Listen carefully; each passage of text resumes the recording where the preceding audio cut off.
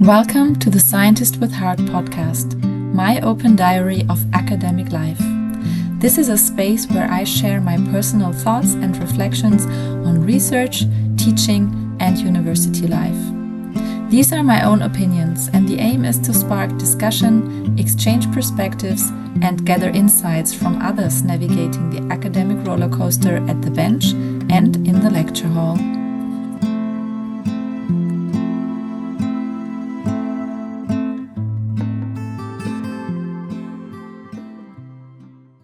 Today is a rainy day, and I thought this is the perfect time to talk about something important, university life, or what we sometimes call academia.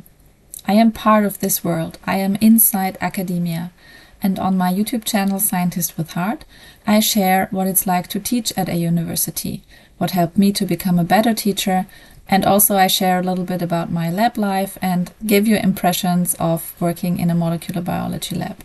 Here on the podcast, I want to explore my thoughts and reflect a little bit on the academic life that I have and had, and hopefully we can start a conversation about these topics.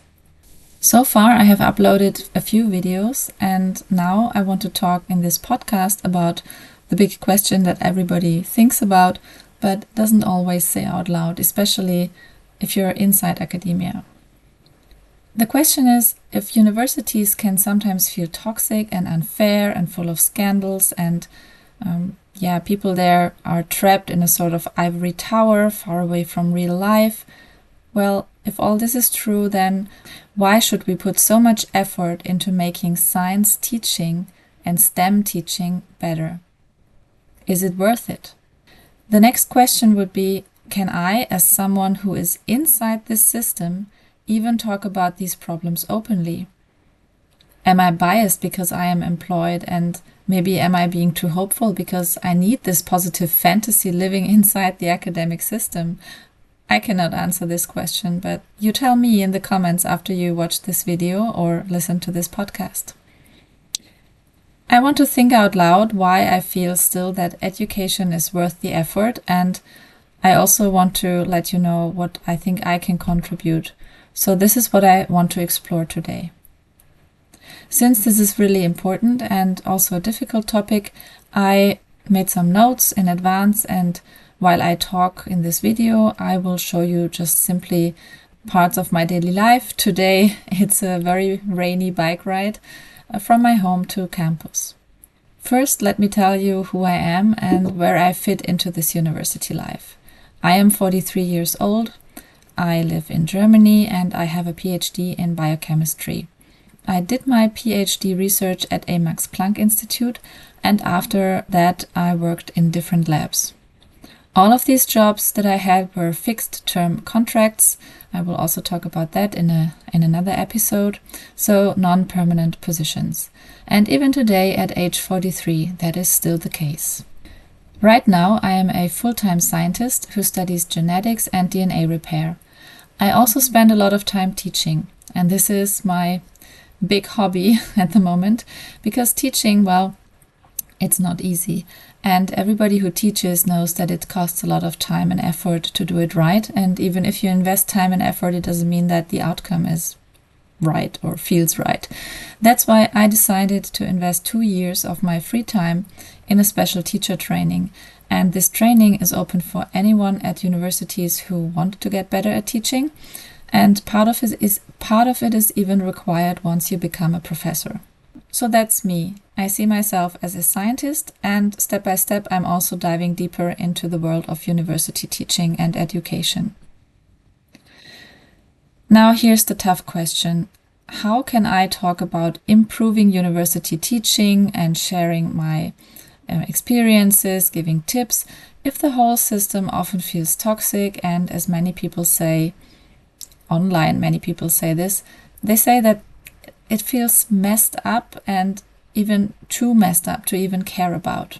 Let me say this, I do not disagree with those voices online. And many people have left academia, some because they chose to, others because they had no choice, and now they share their stories online. I think this is very important. People deserve to know what they're getting into, and hopefully there are enough sources and resources to reflect all of the different aspects and angles of academia.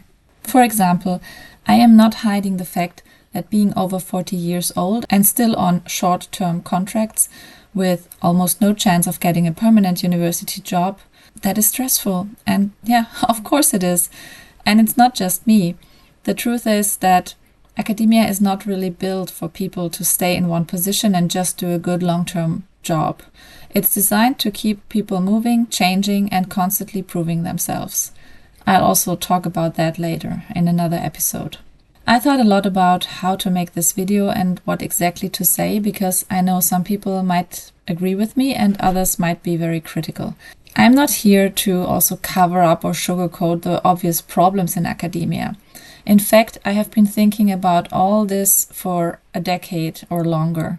And the real problem is that, not the problem, but my conclusion is that I did not come up with a real solution that would make things better. And sadly, there is just no one single fix. Every idea comes with pros and cons, challenges and side effects. So instead of offering a magic fix or a grand solution that I'm advocating, I want to share my perspective from the inside, from inside academia. I will give you now a metaphor and the picture that I have in my head that helps me understand what I think about it at the moment. Imagine academia as a huge old mansion. It has side buildings, rebuilt parts, and area that don't match because they were repaired in different decades. There is one big entrance that says, "Welcome to academia," and inside there are countless rooms. I have the key to my room. That's my office and the lab that I'm working in right now. But I don't have a map of this whole mansion, and I don't think anyone does. I'm also not a permanent resident here. I am just renting the space. And if you also rent spaces, then you know what this means. It means that I cannot redesign the building or fix the plumbing myself or change the walls or anything like that. But what I can do is keep my own room in good shape, and I can clean it, I can paint the walls, make it friendly, make it a nice place for me and others to work, and also make it nice for the people who come after me. Of course, over time, clutter builds up, and this is also the case in my room. And I need to clean and sort things out again and again. It's good to have a system, and my neighbor might be a very messy neighbor, and I can't change that. That's just a reality. What I can do is manage my own space, use my energy wisely for work, for the students, for the next generation. And one day, one of the next generation of students will then rent my office after me. This mansion metaphor that I brought up, it reminds me of when I once lived in a worn-down Art Nouveau building during my PhD. Only when I moved out did I realize I had never wandered all the floors and hallways. Not because I wasn't curious, but because simply I had no reason to go there. And Academia Mansion is a bit like that. It's a big building, a huge building with many hidden hallways. And that's also why people sometimes call it an ivory tower, because in addition to having these hidden hallways and being that huge, some of the offices have foggy windows, and the people inside, they lose sight of the world outside. What I want is for the people who come after me to be prepared, so that's why I share my experiences without sugarcoating them. I want to be able to keep my room tidy, and I also want them to keep their room tidy. Also, I want to keep the windows clean and to pass this information how to do it on to the next generation so that they can see what's happening outside while they are in academia. And I have the hope that maybe one day this next generation will explore more hallways, might open more doors and fix up more spaces. And I believe that the one thing that can always unlock new doors, our universal key, our lockpick, that is education. And that's why I'm focusing on education at the moment. Why do I even dare to talk about education? And why do I dare to talk about how to make teaching easier for teachers and to make it better for the students? Isn't university supposed to be the very place of excellence already? Yes, of course. There are amazing teachers in our universities and around the world, but there are also, and that's the truth, the naked truth, there are also not so great teachers around. I know the reasons for that.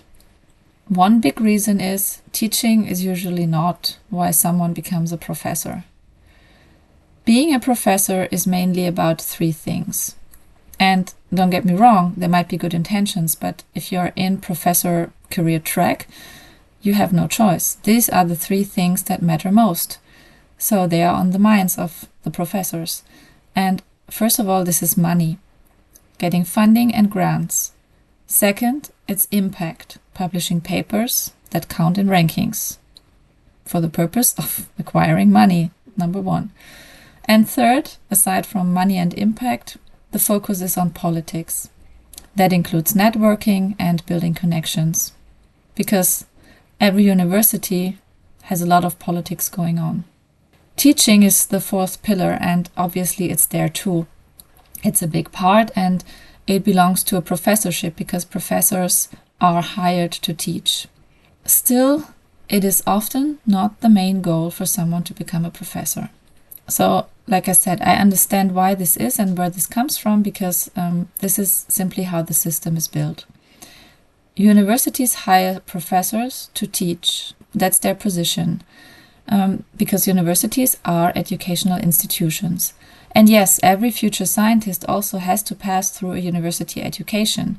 But in practice, we also know that pure teaching positions like lecturer or assistant professor in some countries, they are not well paid. The workload is huge. Also for full professors, the workload is huge. And teaching often gets pushed to the side. The priority is to do research, publish, and win funding. That's the reality, because only by doing this research, publish, funding, money, impact, politics, cycle, only like that you can sustain your lab.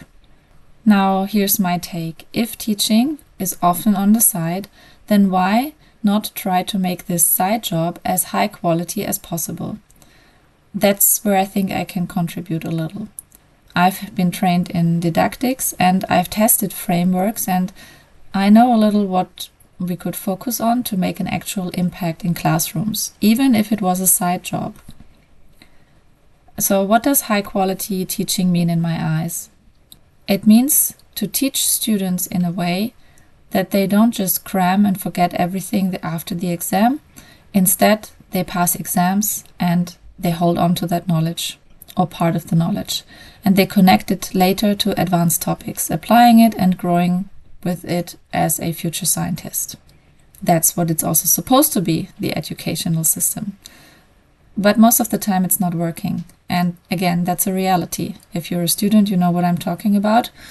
You hardly remember what happened a year ago. And if you're a PhD student, you might only now realize in retrospective what this was all about that you learned maybe in the 2nd, 3rd year of your bachelor's or master's, and connecting the dots now is happening. But you forgot a big chunk of what you cram learned for the exams. I think of it like this: while we are all just renting out our rooms in academia, part of staying on top of all our workload is to keep the teaching corner of our room, that little side job, neat. We have to keep it organized, polished, to clean up, use a mop from time to time, and also use some window cleaner to not lose sight of the world outside. And that way we stay in control. And moreover, we pass on a bright, well-kept space to the next generation of academics. I hope this metaphor with the mansion and what I just said brought my point across, because with this video I am simply trying to share my viewpoint. And the truth is that it's not that easy also to put words into a picture, because the perspective keeps changing. So this is how I see it at the moment with my experiences from the last decade and from this very job that I have at the moment. The thing is that academia is not fixed, it's alive, something like an ant's nest or a beehive, and sometimes it feels like a busy train station, sometimes it's like being on a torrential river in a small boat.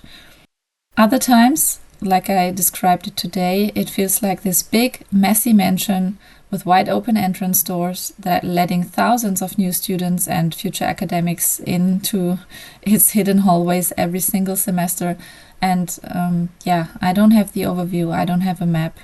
I can only oversee my hallway, my office, the lab that I have the key to.